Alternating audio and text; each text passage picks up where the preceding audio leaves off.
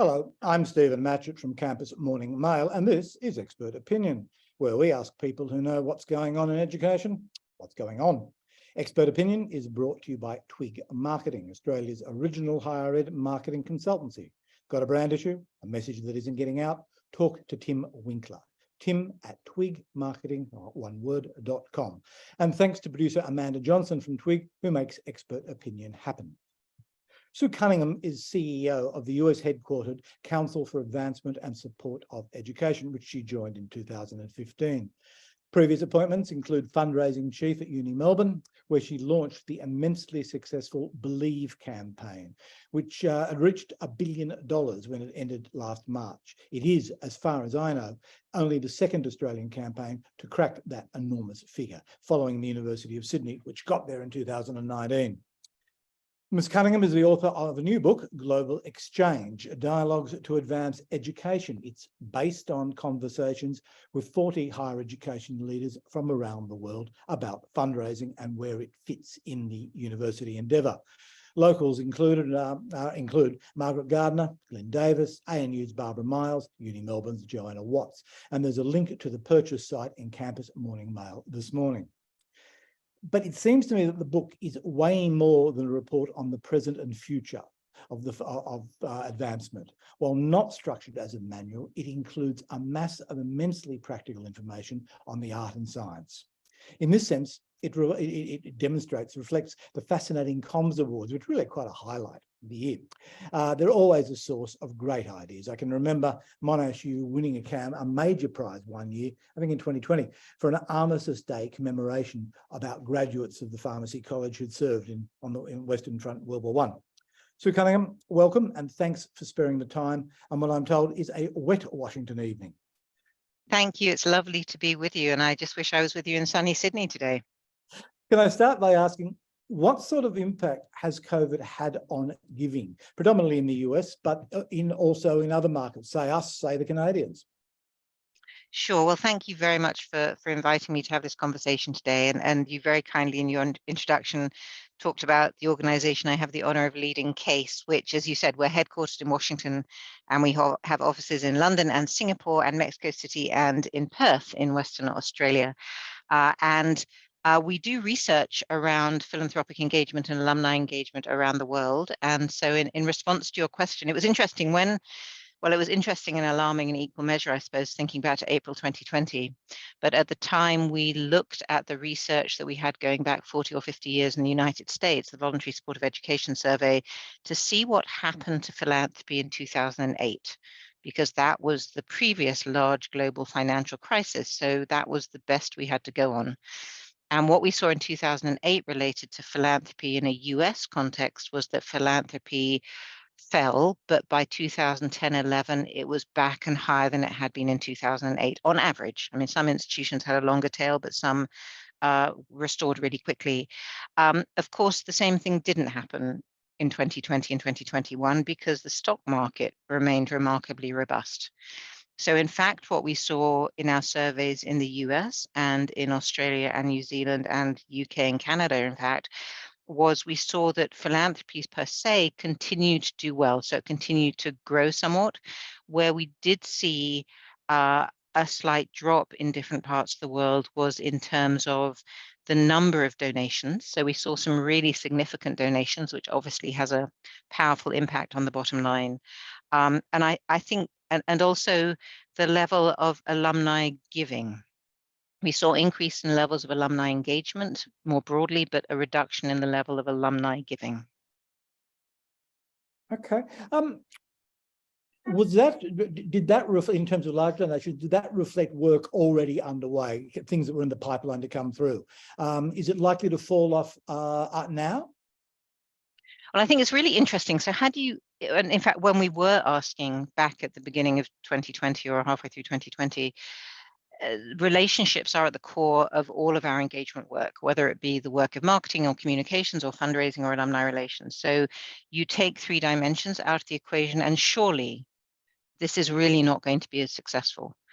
What's been really interesting is, and I have many conversations with many people working in the field, is the extent to which relationships not only have been built upon that already existed and resulted in gifts and pledges of gifts, but also relationships have been born of a two-dimensional environment, which have led to philanthropic gifts. So no, I don't think we're going to see, and you're right, the gifts of significance take often many months, nay, years to develop. I don't see that because of the nature of us discovering the options now of in-person and two-dimensional, I don't see that there's necessarily going to be a drop-off as a result of those two-dimensional relationships out of necessity for the last couple of years. What has the pandemic presented medicine, broadly defined, medical research, with a big win in terms of something to point to? Look at this disease, we're going to cure it, or we're going to contain it. Well, I think the short answer is we've seen that that the awareness of the importance of research done at universities in medicine as well as other areas. But of course, the pandemic has created particular focus around medicine and medical research. And you know, quite recently, there was that very, very significant gift, wasn't there, to the University of Melbourne to support pandemic research. So I think awareness of the incredible work happening at research-intensive universities around the world has created a greater understanding and acknowledgement of the importance of investing in that research. I think at the same time that when one's seen the patterns of giving around the world through the pandemic and beyond, I think a greater focus more broadly on people, on supporting students, on supporting access, on supporting mental health.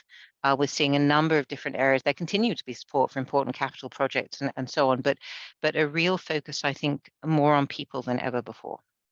But I'd forgotten about that donation to Melbourne for mRNA research from memory. And as I understand it, it's from an American philanthropist, an American philanthropic couple. I think Canadian, yeah. Canadian. Yes, you're right. I'm sorry. Is it a question now of very large donors with lots of money that are committed to a broad purpose, that they're now searching for somewhere to give money to, rather than basically being waiting for an approach? I think it's a combination of many factors. If there are certainly people, it was interesting. I attended many years ago a conference, a Philanthropy Australia conference, was listening to a panel of young philanthropists who were talking about what drove them. And one of the things they said in that context was, we don't even like the term philanthropy or philanthropist. Philanthropist to us means something different. We see ourselves as sort of social investors. So I think there are certainly people who have significant capacity who are doing remarkable things in investing in transformational giving to schools and colleges and universities around the world. And then again, when one's thinking about, I had a conversation earlier today about transformational gifts. And of course, I think ultimately it's less around the size of the gift and more around the impact of the gift. And if one thinks about the focus and commitment, and again, during the pandemic, I think for lots of us, we sort of thought more about the things that were most important to us in life. And therefore, thinking about what educational institutions are doing, how they're transforming lives and society. I think people return to where they thought they could make the greatest difference and have the greatest impact. But I think people, the importance of philanthropic investment at every level is critically important, and no gift does not have impact. Every single gift of every scale has impact institutionally. What's going to happen? What does the future hold for the way advancement works? Well, I'll just get out my crystal ball, but no, it's a great question, and a conversation that we were having in Global Exchange in the book that you kindly mentioned earlier. I'd say a few things. I think one of the things that we're seeing is the importance, where we're talking about philanthropic engagement, of institutions working across boundaries within the institutions. And again, there was a conversation about that in the book as well, around working beyond institutional boundaries. So some of the most impactful acts of philanthropy are giving across many aspects of an institution, having impact across many aspects. So people coming out of their out of their individual divisions or sectors or sections or schools or whatever it might be, but also looking at gifts that are across multiple institutions, which are bringing together a set of themes which can, again, thinking about that Melbourne gift, my understanding was one of the motivations for the donor was he saw the impact of his gift not just on research through the University of Melbourne, but because of the hub of institutions the who would types of, work together to multiply the impact. I think we're seeing examples of that in the US, in Canada, in Australia, in the UK. So that multiplier effect of bringing people up and out of their institutions and thinking about how philanthropy can have an effect across myriad institutions, I think is really powerful, really, really powerful. which creates a fascinating role for advancement professionals in the sense that they can be the people who basically put together the bid. But by trying to bring different groups who probably don't talk to each other, or academic groups that talk to each other all that often, together and fashioning an offer. And we're seeing, again, when Case talks about integrated advancement, we're talking about people working in fundraising, alumni relations, yes, and marketing and communications. And this is, it's critical for this to be successful also to have institutional leaders engaged and involved and at the forefront of these conversations. But I think you're absolutely right. I talk to people leading advancement operations who are really working within colleagues across the institution to develop and broker opportunities that align the vision of the institution with the vision of partners or philanthropists or foundations or whomever it may be to bring together something that's really powerfully impactful. So, and it in different parts of the world, it might be around business development as well as philanthropic development, but it's that external engagement and thinking about where the powerful work of universities can have transformational impact on the societies in which they're operating. So no, it's a great career. I highly recommend it. Might be, of course, might be a little tricky. The Dean of Medicine and the Dean of Engineering may not get on all that particularly well and may not want to share the revenue. And I think, again, if one looks at the nature of those positions, we've seen a huge shift in the way that universities work. And certainly if I think about the ones that we work with and the ones that I've worked in, of course, there is a strong sense with academic deans of championing their areas and leading their schools or their divisions or their faculties.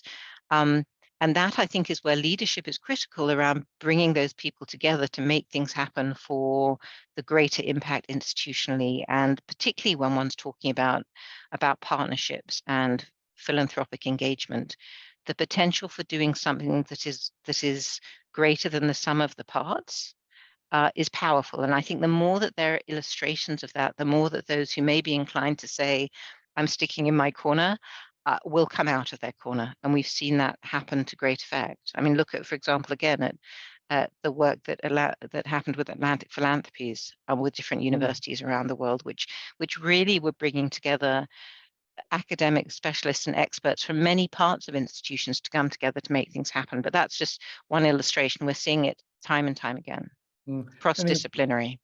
You got any Chuck Feeneys in your sights? I think there are numerous people. I mean, if again, the conversation that I was having a bit earlier about, again, this is looking at philanthropy in this country, in the United States where I am now, but Mackenzie Scott, who I think in this year alone has given over $12 billion to not just to education, to a range of institutions, but the transformational level of her giving, which is really focused on underfunded, resource-scarce minority-serving institutions and smaller schools. And the work that she's doing and investing is game-changing and transformational. And again, the type of philanthropy she identifies the opportunities for investing, makes the gifts, and leaves it for leaders of the institution to decide where those gifts are going to have greatest impact. I know a bloke vaguely who was an advisor to Mr. Feeney, and he's a very smart bloke, and he'd be very, very useful in that sort of environment. But I imagine that in itself is a real skill for people with a lot of money to give away. They're going to need to know where to put it. I mean, there's that famous scene at the end of West Wing where CJ Craig is offered the job to save Africa.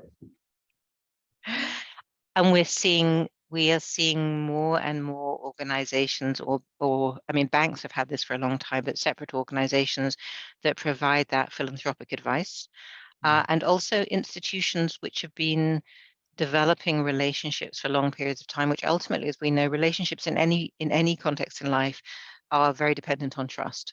So building those trusting relationships where institutions and individuals and leaders can be working with donors and potential donors to determine where and how their gifts are going to have the greatest impact. That kind of advice and refinement and shaping is critically important. And the stewardship, once someone has determined to make a significant gift, that openness and honesty, because of course, every time a gift is made, everything doesn't always go to plan, because things don't go to plan. That's life. And the it's integral to those relationships that is part of open exchange and continuing dialogue, so that those who have given, the days, if they ever existed, of donors writing checks and turning their backs and walking away, I think are no longer there. Donors really want to engage in the impact that they're creating, and that's important. As long as that engagement, and we published last year our global reporting standards, there are clear guidelines in the global reporting standards for advancement professionals about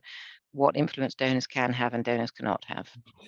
Trust, is it in individuals in an organization, or is it or can it be with the brand, trust in the brand?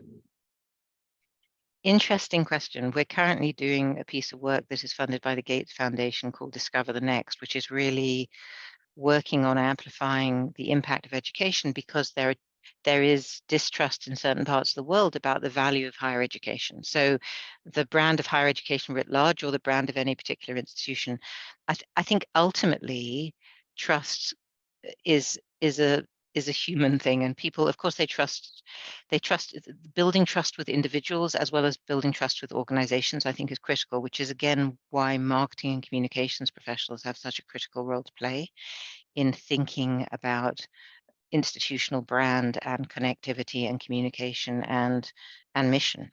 Does Uh, advancement, sorry, no, carry on, please. does advancement, in very general terms, does advancement play a significant enough role in the creation and maintenance of university corporate brands?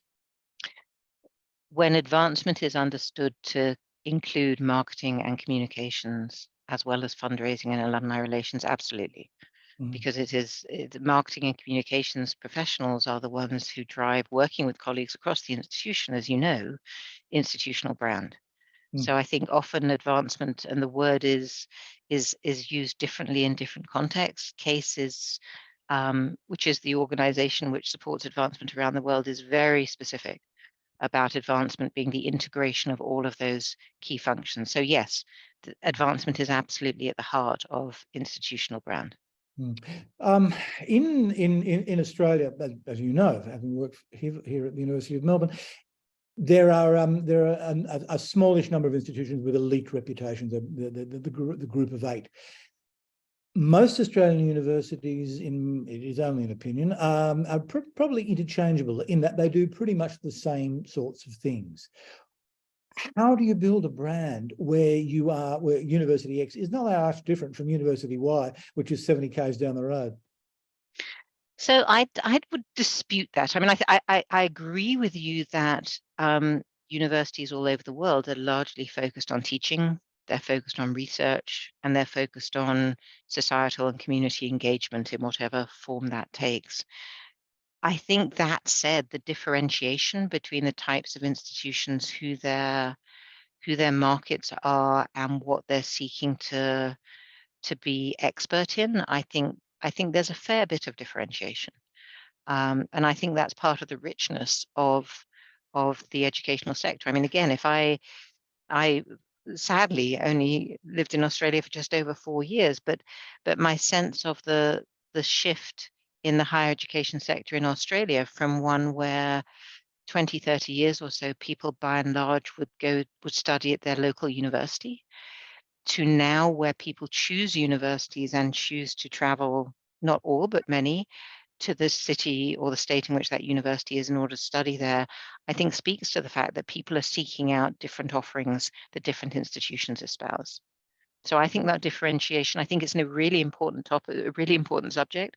And I think there's a lot of hard work. And I think I was talking to colleagues earlier about marketing and communications and where is seen as really expert in this field in the world. And marketing communications in Australian universities is really highly regarded from the UK and from the US. It's seen in many cases as an exemplar.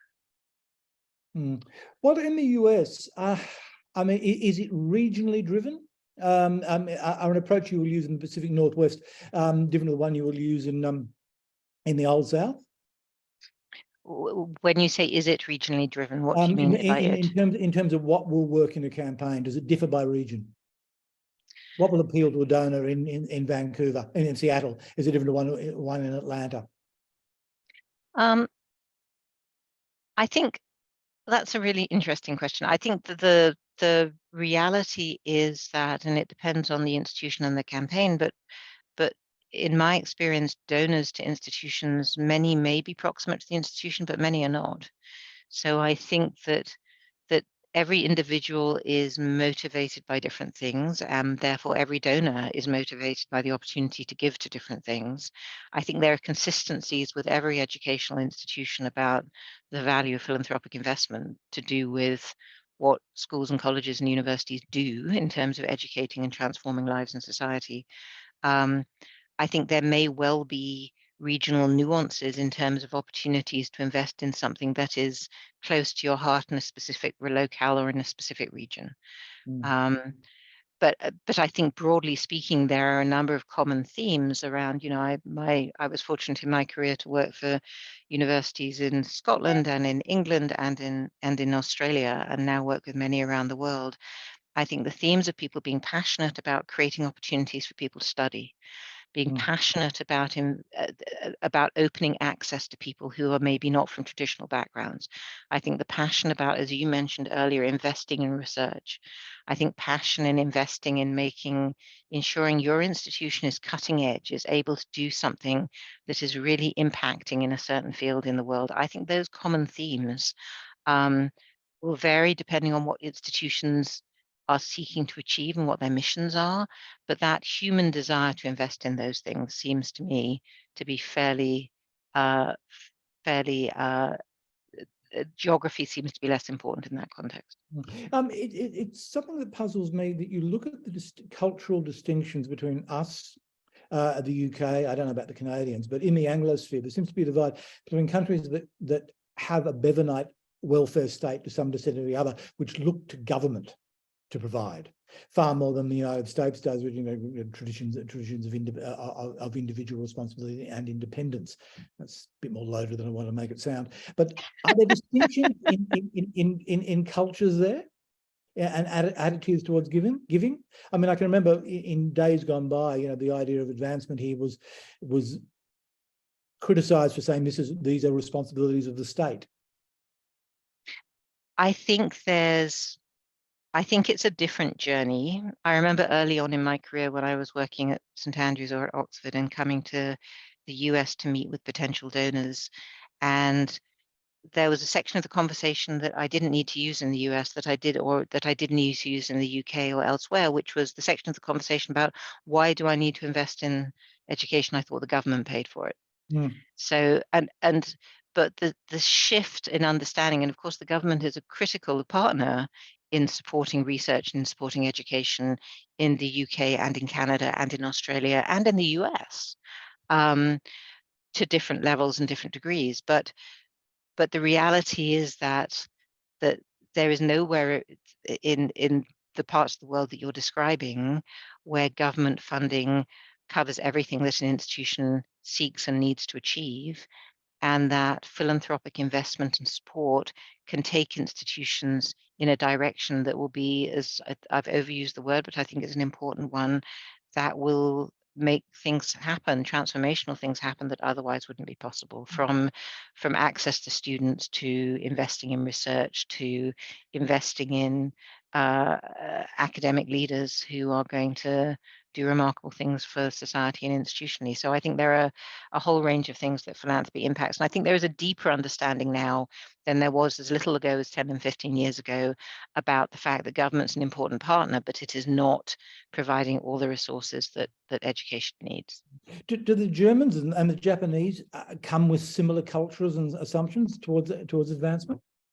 Just pulling I think every region is different. We have a number of members in mainland Europe, and we've done some work in Japan. I think there are nuances in every place. And as you'll know, in Germany, there is no fees required for undergraduate education.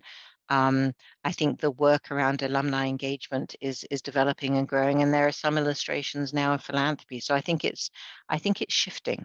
I definitely think it's shifting. In Japan, I remember working with some remarkable foundations in Japan that did one, the Urahira Foundation, that invested in ethics and ethical research. So I think there are different nuances in different parts of the world. But I was having a conversation earlier about some of the sort of most remarkable gifts in 2022, and I was talking about gifts in Canada, in the US, in Australia, in the UK, in Sweden. I'm trying to remember where else there was on the list, but so I think philanthropy is prevalent and growing, and it's a human instinct if we engage and ask people appropriately. It's getting late in Washington. I don't want to hold you up, but one question I must ask: coming out of the book, what would be the couple of takes out you would hope that a young person starting in advancement would take out of the book? What are the core messages? I think one would be that this is a broad and exciting profession. And if someone's pondering what they might want to do with their career, then they would think very seriously about dipping their toe in this ocean. I think another is to have an understanding that this is a very thoughtful and an ethically driven profession. There's a whole chapter on the ethics of philanthropic engagement, and to know that, there are some headline grabbing stories from, fortunately, very few and far between, where there are concerns around ethics and philanthropy, and that there's been a lot of thinking and a lot of work about this. And I think institutions are very responsible in their work on that. And I think the final thing I'd say is, and the title of the book, Global Exchange, I think we're much richer for people connecting with ideas and wisdom from every part of the world. And whilst the work of professional advancement may be seen as having a longer history in the United States, which is true, I think acumen and wisdom and expertise comes from every corner of the globe, which is something that I was really excited to demonstrate profoundly by having people participate in this book from many continents. Sue Cunningham, thank you for your time. I could have asked you questions for another hour. But thank you once again. I hope you'll come back and talk to us in the new year. This is Stephen Matchett from Campus Morning Mail, and this is the last expert opinion, hooray, for the year. We'll see you in January. And we're out.